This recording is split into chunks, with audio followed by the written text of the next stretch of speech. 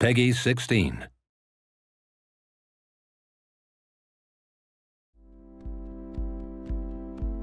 I believe video games are the future of storytelling. And I think this is just a prehistory of video games. We're just pioneers. This industry is just learning to walk on its feet right now. And that's what inspires me. It's being part of that incredible movement. This was my real father's camera. I want you to have it. That's so cool you remembered my birthday. But I can't take this. Of course you can. My dad would be pissed if I never used it, and now I know it'll be used awesomely. And I'll snag this picture as a symbol of our reunion. Cool? Since the beginning, we knew that we wanted to have some licensed titles. This is really something important for us because of the mood of the game and the nostalgic feeling we wanted to have. As we are a French company, we wanted to work with a French artist. A song, I think sometimes more than a score, give really something unique to a scene. We managed to have a blend between licensing tracks that we bought and original scoring made by Jonathan Morali. We knew that he has made some soundtracks for movies, but he has never done any video games before. We use also 2 tracks from Cinematters band, and of course we wanted to have also other tracks from other artists, because following the same idea that for each episode you will have new songs, but for episode 1 we will have a song from Gonzalez. We are very proud to have a song from Gonzalez. You play Gonzalez in the FE, and when you go back playing your guitar, Max will play the same thing as Gonzalez with her own guitar.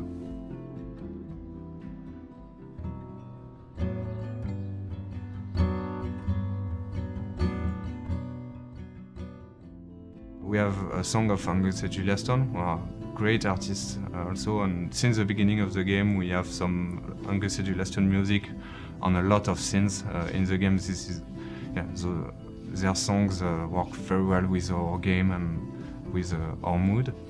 And also when Chloe is putting some music in her room, she will put a Sparkle Horse title, the great title with PJ Harvey singing on this one. And we can use also the music to describe something more about the characters by their choices. For example, the music that Chloe we are going to listen is not the same as the one of Max. For this game, we knew that we wanted to deal with more intimate feelings, some nostalgic aspect.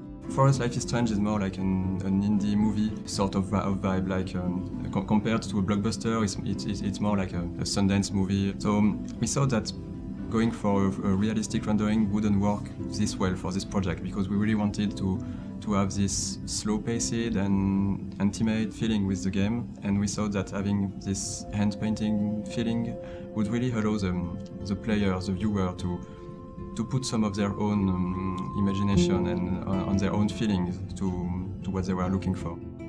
At the very beginning, the scene is completely blank, and piece after piece we create the environment. Usually we start with walls and we have details, and I like to put some small stuff like that. To put a small detail, just like it was your room, to add some story in it.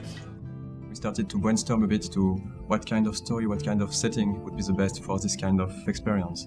So we thought that to play a teenager could be really interesting, because this is a period of your life when your choices will matter the most and define who you will be as an adult. We knew that we wanted to have this nostalgic feeling, and that's why we decided to go for this story, this coming-of-age tale of an American teenager in a small city in the Pacific Northwest.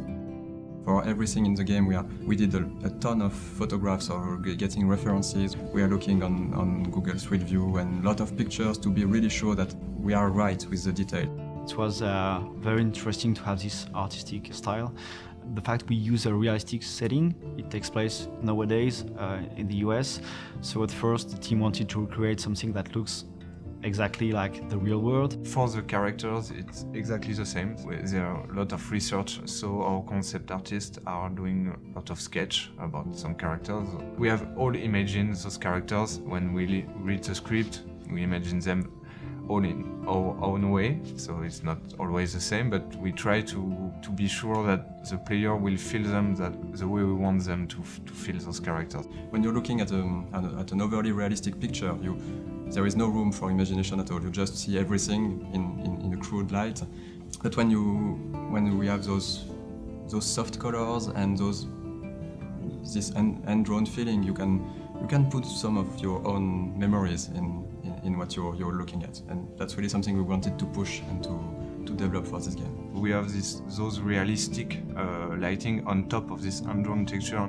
I think light is almost an actor itself in the game. In Sundance movies, there is this will to frame against the light or to have those light coming in the picture, and that's something we really wanted to portray in the game, to use the light to be part of the picture and just not be something that just would be lighting the characters. That's also some new technology we developed for Life is Strange, to have those light leaks bleeding over the picture. Some of the parts of the game are taking place in the magic hour, because this is really this kind of lighting and feeling that really brings this warmth and soft feeling, and I think it was great for telling this story, our story of Max and Chloe. This effect is composed about 7 or 8 different layers of elements, and it was a very big challenge to make it work. The effect is one of my largest effects, not most complex, but largest effects I've ever done.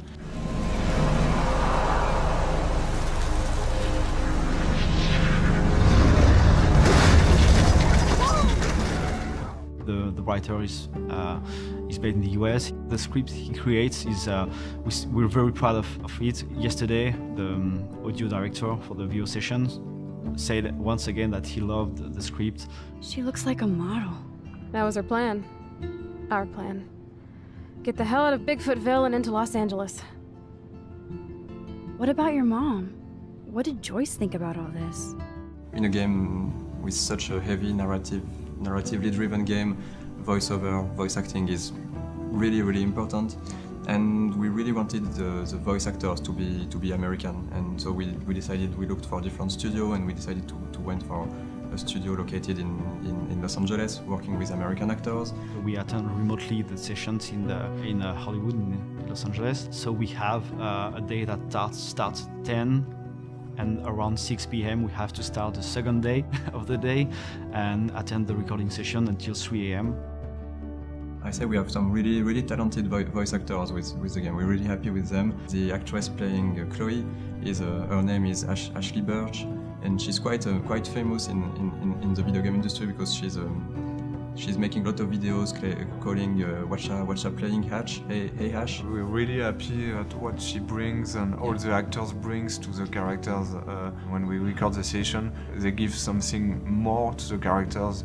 Each session is really something unique, having this quality for the game. We are really, really happy with the voice actress we have for Max. Her name is Hannah Tell. We're really, really happy with the way she's portraying Max.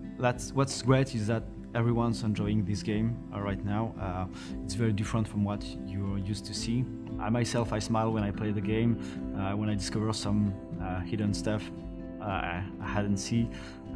We have a lot of Easter eggs hidden here and there, and it's really an enjoyable experience. We've now basically gathered an extremely talented pool of producers, animators, game designers, level designers, concept artists, sound designers. Everywhere in this building you'll see extremely talented people.